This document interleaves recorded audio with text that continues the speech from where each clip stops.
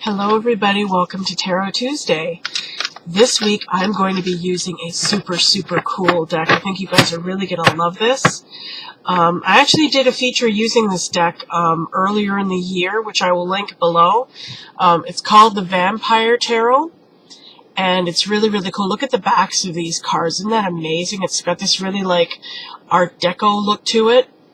And theatrical, sort of. I just love these cards.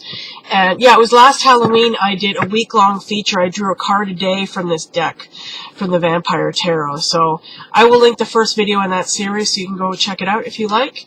But in the meantime, I'm going to shuffle and I'm going to pick a card from the Vampire Tarot that is going to represent the prevailing energies for us this coming week, this Tuesday to Tuesday. So I hope you enjoy the reading. Hope you guys had a great weekend, great long weekend for those of my Canadian buds. Goes by so quickly, doesn't it? Okay, so I'm shuffling. Okay, so I'm going to close my eyes and pick a card.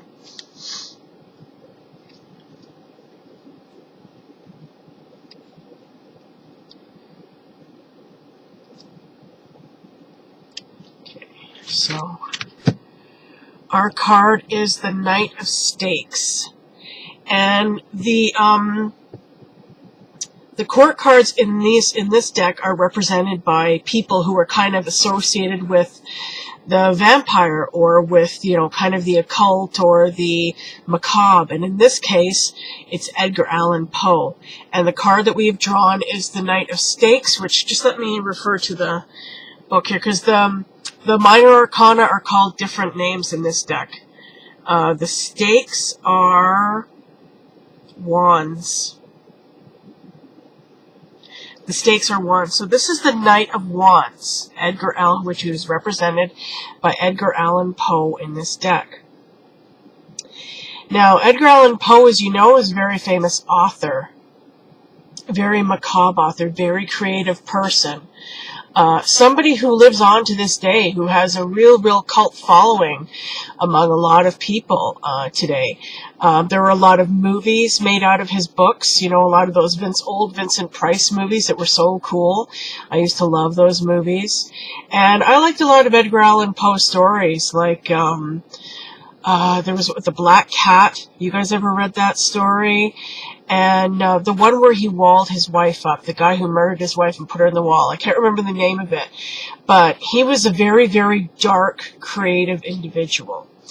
Now, the wands are all about creativity. They're all about inspiration. They're all about ideas. And they're also represented by the element of fire, which is hot, which is very dramatic, right? And so the Knight of Wands is somebody who is very Knights are always people who are very energetic, people who are very adventurous, who have a lot of ambition, who have a lot of drive. Edgar Allan Poe, I guess you could say, had a lot of drive to write all the stories that he did and get all his thoughts down on paper. I can't remember if he died young or not. I think he might have. I'm not quite sure. Pardon me. I'm not quite sure on my Poe history. But I have a feeling that he died young, you know, at a relatively young age. And I'll check that, and I'll put it somewhere up here in the video just so you guys know, for historical interest reasons.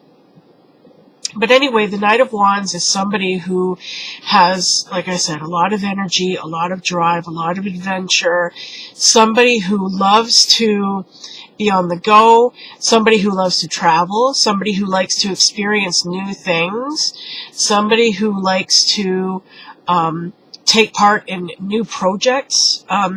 Knights are people who went out on, you know, quests or missions for their king. So this is somebody who, you know, feels very purposeful about what he does, you know. He sees life as an adventure, you know. Life is not drab and dull for him. He's always looking to do something new and experience something new.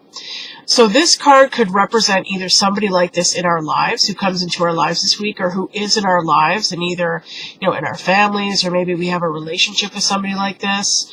Or this could be an aspect of ourselves that could be coming to the fore this week, or the card is telling us that we need to channel this energy in our life this week. So, are you a creative person? Are you a writer, maybe? Have you been thinking about writing a book or a story or a blog? Maybe starting a blog, something like that. Anything creative. This card is urging you to go ahead and do that. Express your creativity. Let it shine. Let it flow. Like I said, this card could also be somebody in your life like this week. So you could come across somebody who's very, very adventurous, who's very creative, who's very interesting, who's really, really inspiring, somebody who inspires you.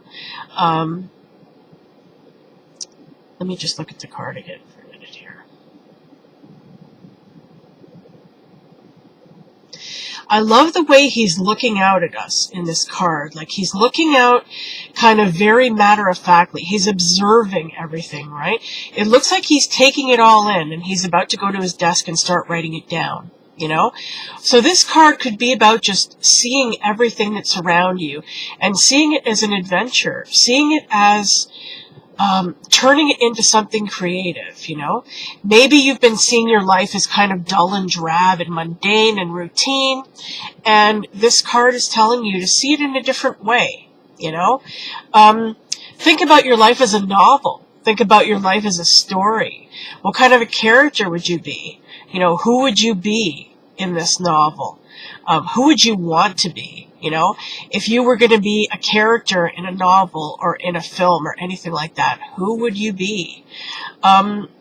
This card is all about embracing that side of yourself and really, really letting it shine, really, really letting it out of the box, letting it gallop away on the horse and go toward whatever destination it is drawn to.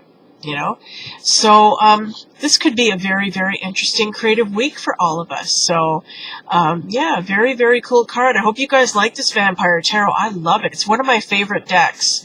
It's really, really cool. So I hope you enjoyed the reading, and I will be back again next week for another Tarot Tuesday. Thanks for watching, you guys. Bye-bye.